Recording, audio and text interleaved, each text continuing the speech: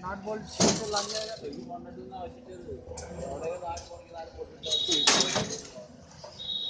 यह भी पूरा मशीन वाइब्रेशन पे चल रहा है, इसीलिए ऐसा कब जाता है तो थोड़ा बहुत अपवर्ड डाउन हो जाता है। जब वो पूरा सेट हो जाएगा ना, तब वाइब्रेशन नहीं होगा तो पूरा स्ट्रेट आ जाएगा।